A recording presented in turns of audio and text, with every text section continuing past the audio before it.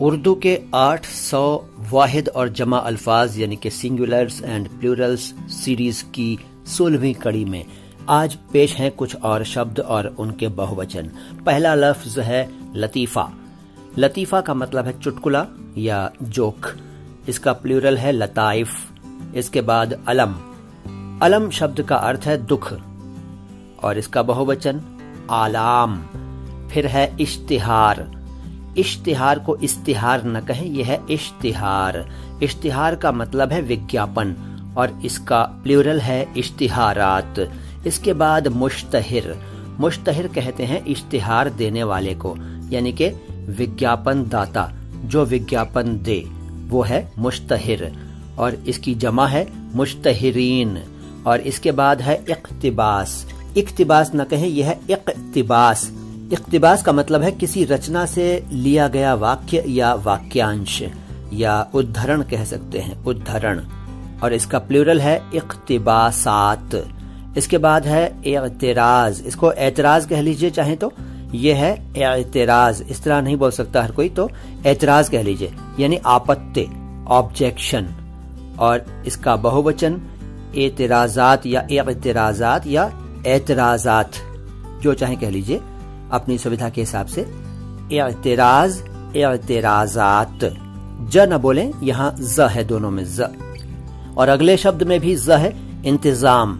इंतजाम न कहें, यह है इंतजाम यानी कि प्रबंध। इसका प्लूरल है इंतजामात। इसके बाद अरबी में माँ को कहते हैं और इसकी जमा है उम्महात। इसके बाद इस्तिआरा। इस्तिआरा को आप चाहें तो इस्तिआरा कह लीजिए, इस्तिआरा। इस्तिआरा का बहुवचन है इस्तिआरात। इस्तिआरा का अर्थ क्या है? इस्तिआरा का अर्थ है उधार लेना। हिंदी में इसको आप रूपक अलंकार के हिसाब से समझ सकते हैं, रूपक अलंकार। इसके बाद है बैत। बैत अरबी भाषा में घर को कहते हैं और इसका बहुवचन बुयूत। फिर है तस्लीम। तस्लीम आमतौर पर दो अर्थों में इस्तेमाल होता है, एक तो अभिवादन के लिए और दूसरा स्वीकार करने के लिए। तस्लीम करना, स्वीकार करना, मान लेना। और इसकी जमा है तस्लीमात। इसके बाद तकरीर। तकरीर को तकरीर न कहें, यह है तकरीर यानी भाषण। और इसकी जमा है तकारीर। दोनों में ध्यान रखें, क नहीं है बल्कि क है, क। तकरीर, तकारीर, भाषण, स्पीच। तहकीक अगला शब्द है। तहकीक न कहें, यह है तहकीक। तहकीक का मतलब है रिसर्च और इसकी जमा है तहकीकात। यहाँ खास तौर से ध्यान रखें, यह तहकीक और तहकीकात नहीं है, मैं दोबारा कह रहा हूँ, यह है तहकीक और तहकीकात। इसके बाद तसव्वुर। तसव्वुर का मतलब है कल्पना, इमेजिनेशन। और तसव्वुरात, कल्पनाएं।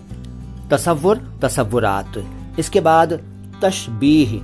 तस्बीह न कहें, देखिए तस्बीह अलग होती है, तस्बीह कुछ और है, बता चुका हूं पिछली मुलाकातों में। यह है तशबीह। तशबीह का मतलब है तुलना करते हुए तारीफ करना। जैसे अक्सर आप कहते होंगे या सुना होगा आपने कहते हुए या पढ़ा होगा कि उसका चेहरा तो चांद के जैसा है, यानी कि चांद से उसके चेहरे की तुलना की जा रही है, बल्कि उसके चेहरे को चांद जैसा सुंदर बताया जा रहा है। इस तरह से और भी एग्जाम्पल्स ले सकते हैं आप। तशबीह। उपमा, इसके लिए हिंदी में आप समझ लीजिए उपमा। और तशबीह का बहुवचन तशबीहात। तरक्की अगला शब्द है। तरक्की का मतलब है प्रोग्रेस। तरक्की न कहें, यह है तरक्की। तरक्की, दोनों क के नीचे नुक्ता लगेगा। तरक्की में दूसरे वाले क के नीचे नुक्ता लगने से रह गया है यहाँ पर, लेकिन आप मान लीजिए है दोनों में, आधे क में भी नुक्ता और पूरे क में भी नुक्ता। तरक्की और तरक्कियात। तो बताइए, आज आपने जितने शब्द यहाँ देखे उनमें से कितने शब्द आप पहले से जानते थे और कितने आपके लिए नए हैं? आप इस सीरीज में शब्दों के प्लूरल्स जान रहे हैं और उनको हिंदी, उर्दू और अंग्रेजी में लिखा हुआ देख रहे हैं। यह सीरीज आपको कैसी लग रही है कमेंट बॉक्स में लिखकर मुझे जरूर बताइएगा। मैं मोइन शम्सी हूँ, आता हूँ लेकर आपके लिए एक और वीडियो बहुत जल्द।